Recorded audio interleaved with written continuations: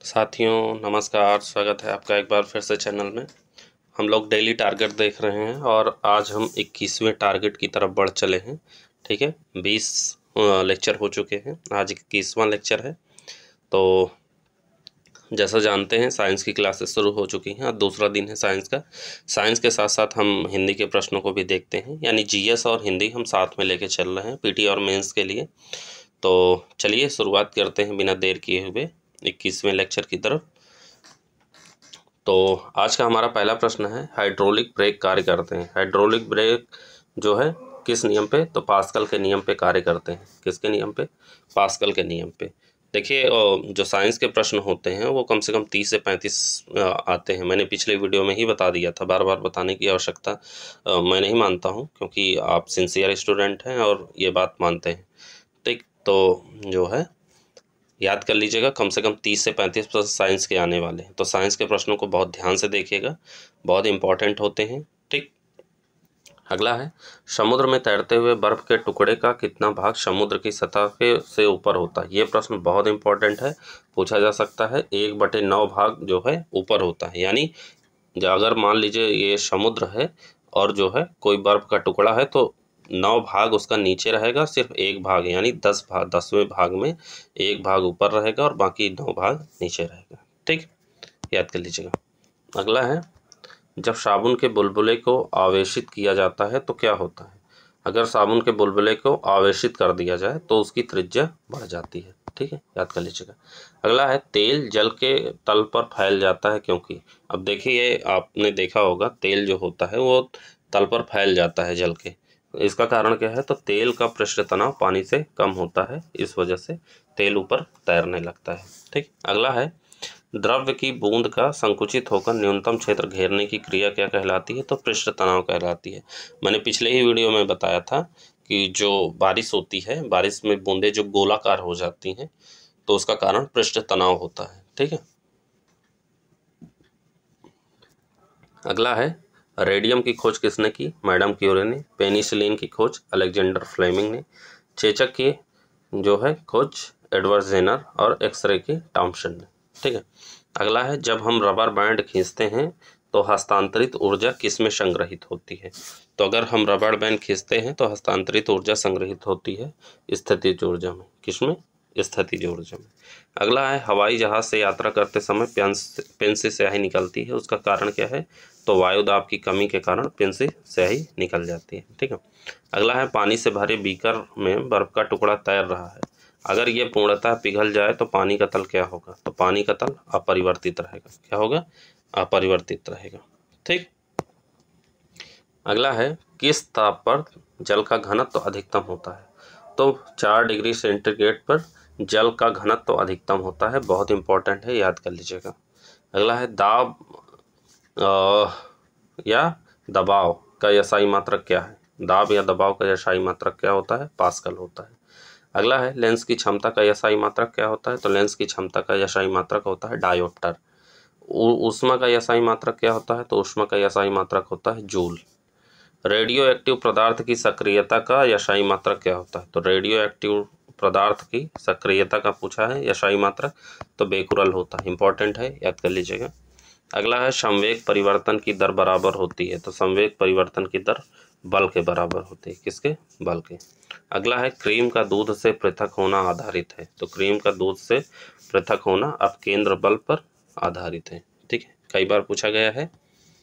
आगे बढ़ते हैं। अगला है, एक भारहीन रबर के गुब्बारे में 200 ग्राम जल भरा जाता है, जल में इसका भार क्या होगा? तो जल में इसका भार 0 होगा। ठीक है, भारहीन रबर है कोई, उसमें अगर 200 ग्राम जल भर दिया जाए तो जल का भार क्या हो जाएगा? तो जल का भार फिर भी 0 होगा, क्योंकि गुब्बारा हमारा भारहीन है।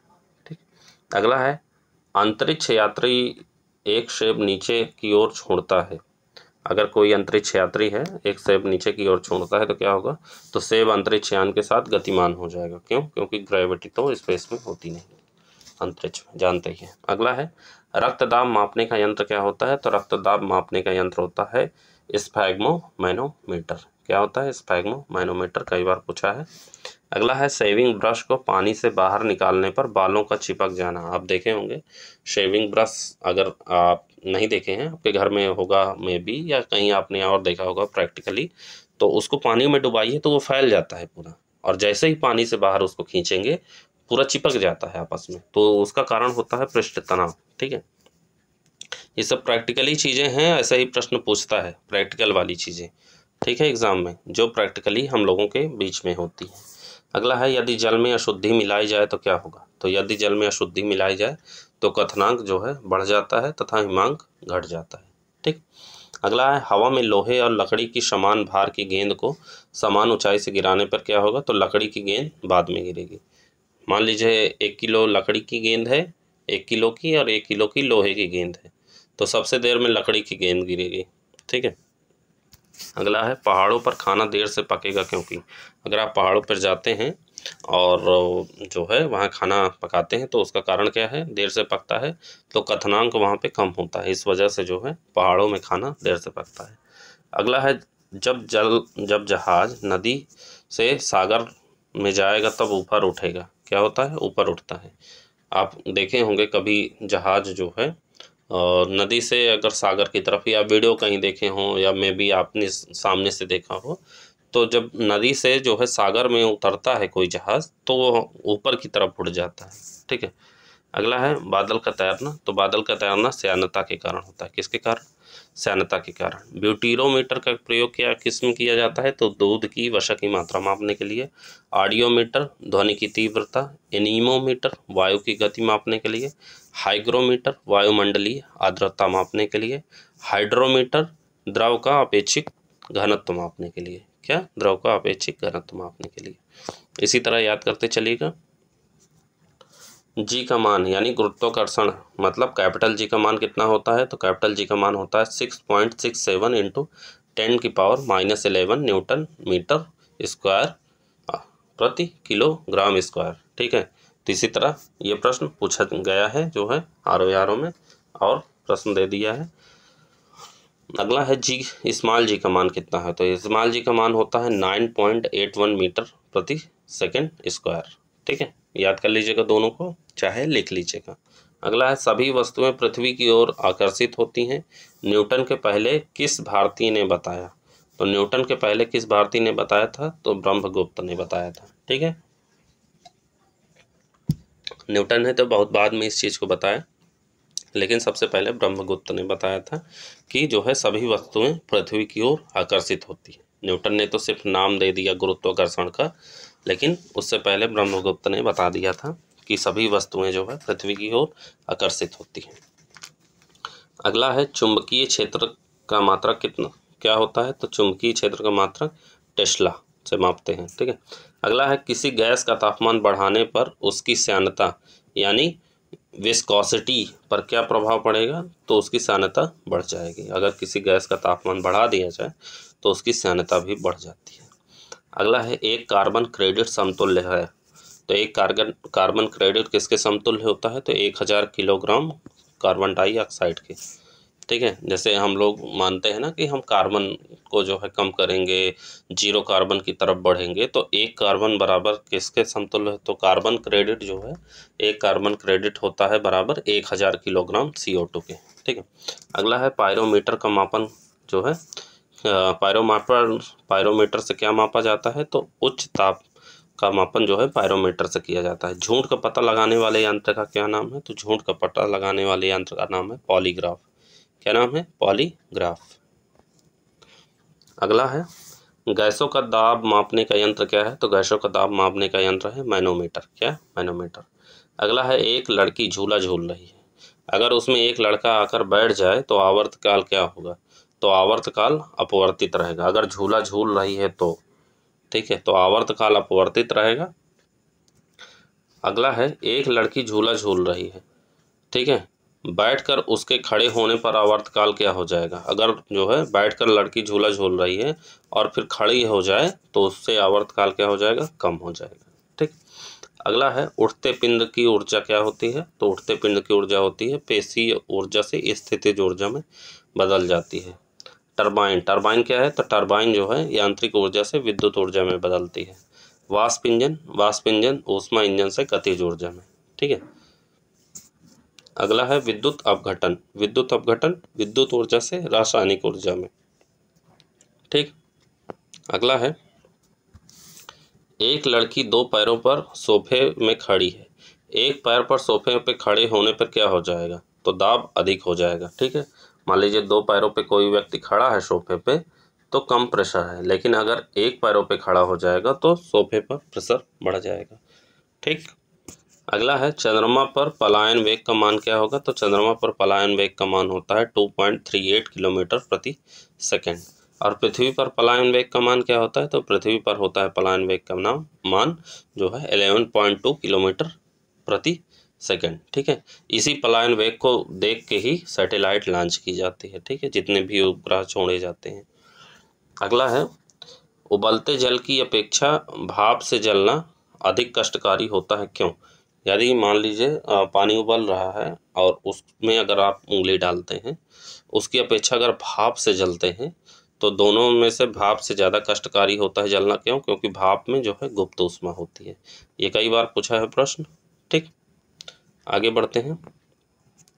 अगला प्रश्न है प्रकाश का कणिका सिद्धांत। प्रकाश का कणिका सिद्धांत किसने दिया? दकार्ते ने। कब दिया? 1637 में। प्रकाश का तरंग गति सिद्धांत किसने दिया? हाइगेंस ने दिया 1678 में। प्रकाश का क्वांटम सिद्धांत किसने दिया? आइंस्टीन ने दिया 1905 में। अगला है साइकिल के टायर से हवा निकालना किस प्रक्रम का उदाहरण है? तो साइकिल के टायर से हवा निकालना जो है रुद्धोष्म प्रक्रम यानी एडियाबैटिक जो है का उदाहरण है, रुद्धोष प्रक्रम का उदाहरण है। ठीक। अगला है कौन सी तापमापी से निम्नतम तापमान ज्ञात किया जाता है? तो अगर मान लीजिए सबसे लोवेस्ट टेम्परेचर ज्ञात करना हो तो किससे किया जाता है? तो प्लैटिनम प्रतिरोध तापमापी का प्रयोग किया जाता है। ठीक है, याद कर लीजिएगा। अगला है संघनन है। तो संघनन क्या है? वाष्प का द्रव अवस्था में परिवर्तित हो जाना। देखे होंगे जब मान लीजिए पानी की जो है मतलब कोई कांच की ग्लास है, उसमें जो है आप बर्फ के टुकड़े रखिए तो बाहर छोटी छोटी बूंदें इकट्ठा हो जाती हैं, तो वही संघनन होती है। ठीक है, यानी जो वाष्प होती है वो द्रव अवस्था में बदल जाती है।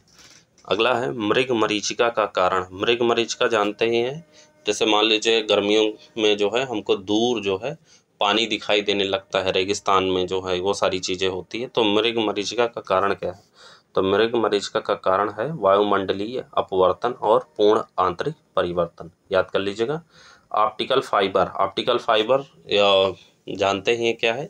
ऑप्टिकल फाइबर आजकल घरों में जो इंटरनेट लगाया जाता है, वाईफाई जो है उसमें जो केबल बिछाई जाती है फाइबर केबल, वो ऑप्टिकल फाइबर होती है। तो ऑप्टिकल फाइबर है क्या? तो ऑप्टिकल फाइबर है पूर्ण आंतरिक परावर्तन पर यह कार्य करती है। उसमें एक अंदर कांच का जो है एक वायर होती है जो कि पूर्ण आंतरिक परावर्तन पे कार्य करती है।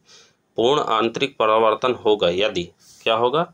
आपतन कोण क्रांतिक कोण से अधिक और किरण संघनन से विरल में जाए। ठीक है, तब जो है पूर्ण आंतरिक परिवर्तन होता है, परावर्तन होता है। ठीक। अगला है पानी में डूबा हुआ बुलबुला कार्य करता है। देखे होंगे अगर मान लीजिए कोई कांच का बर्तन है, उसमें कोई बुलबुला अंदर डूबा हुआ हो तो किस प्रकार की कार्य करता है? तो वो अवतल लेंस जैसे कार्य करता है। ठीक है, वो अवतल लेंस जैसा कार्य करने लगा है।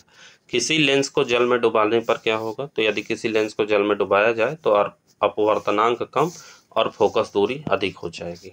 ठीक है, ये सब साइंस के प्रयोग वाले प्रश्न हैं, इनको याद करते चलिएगा। इसी तरह के प्रश्न पूछे जाते हैं। अगला है प्रकाश एक अनुप्रस्थ तरंग है, प्रमाणित होता है किस घटना से? प्रकाश एक अनुप्रस्थ तरंग है, ये किस घटना से प्रमाणित होता है? तो ये ध्रुवण से प्रमाणित होता है। अगला है प्रिज्म से गुजरने पर सर्वाधिक विचलन किस रंग का होता है? तो बैगनी रंग का होता है। अगला है अवतल लेंस से बना प्रतिबिंब हमेशा होता है क्या होता है? आभासी सीधा होता है। ये प्रश्न कई बार पूछा गया है, इंपॉर्टेंट है। अवतल लेंस से बना प्रतिबिंब हमेशा होता है आभासी और सीधा। अगला है आवर्धक लेंस होता है, तो आवर्धक लेंस कौन सा होता है? उत्तल लेंस होता है। अगला है पेरिस्कोप कार्य करता है, तो पेरिस्कोप परावर्तन पे कार्य करता है। आकाश का नीला होना। आकाश का नीला होना किस पे कार्य करता है? वायुमंडल में प्रकाश की लघुतर तरंगदैर्घ्य का प्रकीर्णन पे कार्य करता है। ठीक है, नेक्स्ट है पृथ्वी पर दूर की वस्तुओं को देखने के लिए प्रयोग करते हैं। तो अगर पृथ्वी पर दूर की वस्तुओं को देखना है तो उसके लिए क्या प्रयोग करते हैं? पार्थिव दूरदर्शी का। किसका? पार्थिव दूरदर्शी का प्रयोग करते हैं। ठीक, आगे बढ़ते हैं। अगला है प्रकाश का विक्षेपण देखने के लिए प्रयोग करते हैं। तो अगर प्रकाश का विक्षेपण देखना हो तो उसके लिए स्पेक्ट्रोमीटर का प्रयोग करते हैं। किसका? स्पेक्ट्रोमीटर का। अगला है सूर्योदय तथा सूर्यास्त के समय सूर्य का लाल दिखना, उसका कारण क्या है? तो प्रकीर्णन होता है। तो प्रकीर्णन के कारण सूर्यास्त और सूर्योदय के समय सूर्य थोड़ा लाल दिखाई देता है। आप देखे होंगे सुबह शाम को सूर्य थोड़ा लाल हो जाता है, तो उसका कारण है प्रकीर्णन। अगला है सौर भट्ठी में प्रयुक्त होता है। सौर भट्ठी यानी सोलर भट्ठी में क्या प्रयुक्त होता है? तो अवतल दर्पण का प्रयोग होता है। किसका? अवतल दर्पण का। अगला है एल्बिडो है। तो एल्बिडो क्या है? वापसी की शक्ति होती है। एल्बिडो वापसी की शक्ति होती है। अगला है सबसे उच्चतम ऊर्जा किस रंग के प्रकाश में होता है? तो ऐसा कौन सा कलर है जिसमें सबसे उच्चतम ऊर्जा होती है? ठीक है, उसके लाइट में जो है किस रंग के लाइट में सबसे उच्चतम ऊर्जा होती है? तो नीले रंग के प्रकाश में। ठीक है, ये याद कर लीजिएगा। ठीक है, तो ये रहे हमारे साइंस के प्रश्न। उम्मीद है आपको पसंद आए होंगे। चलते चलते अब हम हिंदी के प्रश्नों को देख लेते हैं। हिंदी में पर्यायवाची चल रही है, जानते ही हैं। तो चलिए शुरुआत करते हैं। हमारी पहली पर्यायवाची है धनुष। धनुष की पर्यायवाची है कमान, सरासन, चाप, पिनाक, कोदंड, सारंग, धनुष। ठीक है, इसमें पिनाक याद कर लीजिएगा, कोदंड याद कर लीजिएगा। अगला है निंदा। निंदा की पर्यायवाची अपयश, अपवाद, बदनामी, बुराई, बदगोई, कुत्सा। बदगोई कुत्सा बहुत इंपॉर्टेंट है, ये याद कर लीजिएगा, निंदा की पर्यायवाची। कमल की पर्यायवाची, कमल की अरविंद, शतपत्र, सरसिज, शतदल, सरसीरूह, सरोरूह, राजीव, कज, कंज, अम्भोज, पंकज, अम्बुज, पाथौज, पुंडरीक, वारिज, जलज, नीरज, कोकनद, अब्ज, ताम्रश, परिजात, पारिजात नहीं, अच्छा परिजात, मकरंद, पंकरूह, सारंग, पयोद। ये कमल की पर्यायवाची। कमल की सारी पर्यायवाची बहुत इंपॉर्टेंट होती है। अगला है पत्थर। पत्थर की पर्यायवाची क्या हो जाएगी? पाषाण, अस्म, शंग, प्रस्तर, पाहन, शिला, उपल और उत्पल। इसमें जो है शिला पूछा गया है, प्रस्तर पूछा गया है, अश्म पूछा गया है। ठीक, अगला है पत्नी। पत्नी की पर्यायवाची क्या होगी? भार्या, दारा, सहगामिनी, गृहिणी, वधू, प्राणप्रिय, वल्लभा, वामा, धरिणी, प्रिय, तीय, कांता, कलत्र। ठीक है, इसमें सारी इंपॉर्टेंट है, याद कर लीजिएगा। अगला है पुत्री। पुत्री की पर्यायवाची क्या हो जाएगी? तनया, आत्मजा, सुता, लड़की, बेटी, दुहिता, अंगजा, नंदिनी, तनुजा, दिया, धीय। ठीक है, इसमें पूछा गया है आपका दुहिता पूछा गया है, कई बार पूछा गया है दुहिता किसकी पर्यायवाची है। अंगजा भी पूछा गया है। ठीक, आगे बढ़ते हैं। अगला है कटक। कटक की पर्यायवाची क्या हो जाएगा? फौज, सेना, सैन्य, सैन्य दल, लश्कर, पलटन। ठीक है, इसमें कटक पूछ सकता है फौज से। ठीक है, अगला पूछ सकता है कटक किसकी पर्यायवाची। अगला है फूल। फूल की पर्यायवाची क्या हो जाएगी? कुसुम, सुमन, प्रसून, पुष्प, लतांज, मंजरी, पुहुप, गुल, फल, फल पापिता। तो इसमें पुहुप पूछा गया है, कई बार पूछा गया है। अगला है पृथ्वी। पृथ्वी की तो सारी पर्यायवाची बहुत इंपॉर्टेंट होती है। क्या क्या?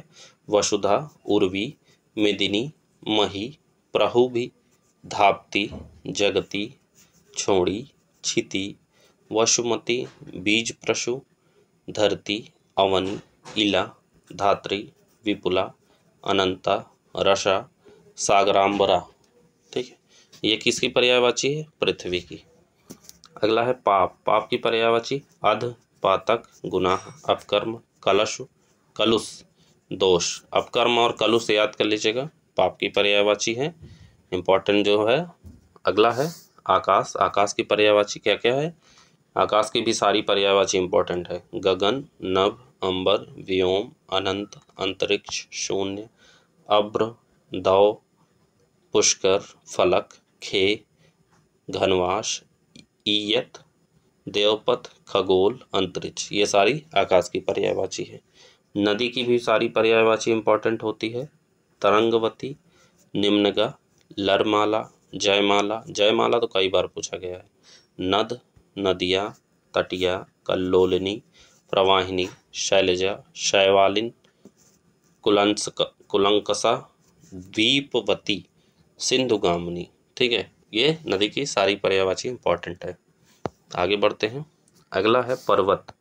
पर्वत की पर्यायवाची क्या हो जाएगी? आद्रि, भूधर, गिरि, शैल, नग, भूमिधर, मेरु, महीधर, तुग, अचल, पहाड़, धराधर, आद्रि।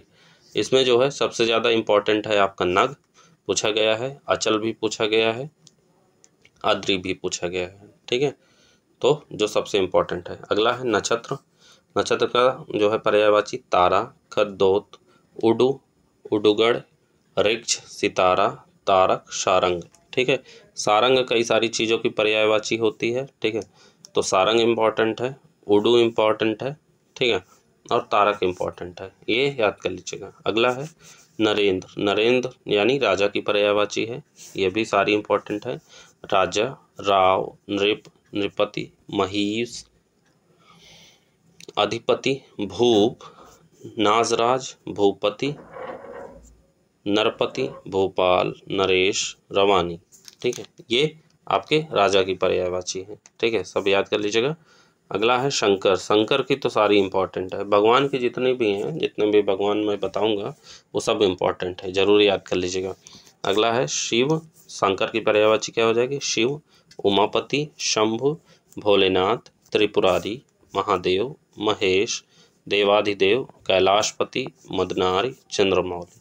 ये किसकी पर्यायवाची हो गई? ये आपके शंकर की पर्यायवाची है। देखिए, भगवान की जितनी भी पर्यायवाची है सुबह सुबह नाम लीजिए, सबको याद करिए। ठीक है, इससे भगवान भी आप मतलब भगवान को भी याद कर लेंगे।